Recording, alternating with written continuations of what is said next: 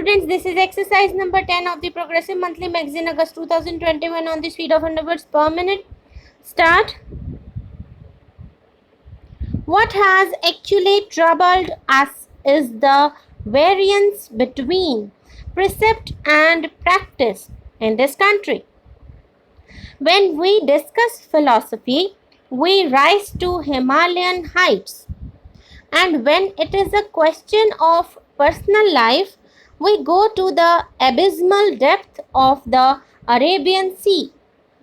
There is so much variance between precept and practice in this country that even if a particular individual might be trying to adhere to the precepts, he also becomes suspect because the general atmosphere is one of suspicion. In that context, sir, I feel that something has got to be done to restore the confidence of the people in the members of parliament, in the members of legislatures, and in the ministers.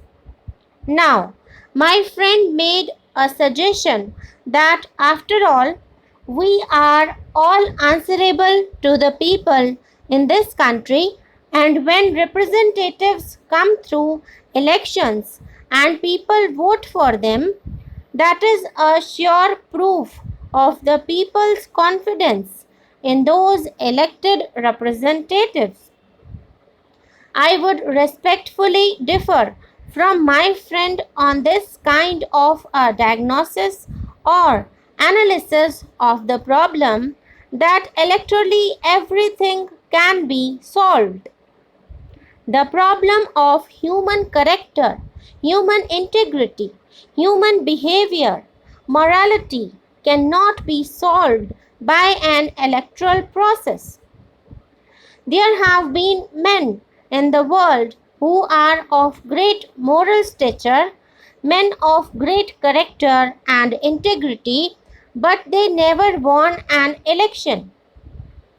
Are we not aware of Mr. Rajagopalachari, who was a man of great character and integrity? Nothing can be said against him. He was a man of high moral stature, but he never won an election. He was also defeated in an election. Let us not try to beguile ourselves by saying that by our being electorally established, our character is established, our integrity is established, our moral standard is established.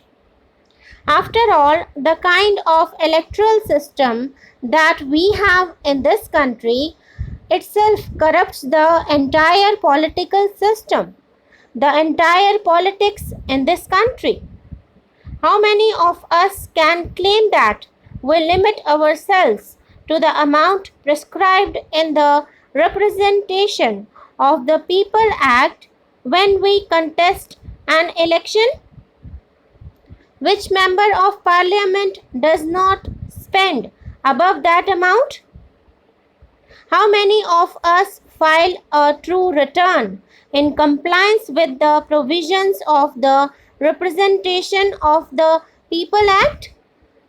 Most of the candidates file false returns, and this has been taken as an accepted way of life. Therefore, we should not expect that once it is electorally established that somebody has been elected, he must automatically be deemed to be a man of character, a man of integrity, and so on and so forth. Such a proposition, at least, I personally cannot accept.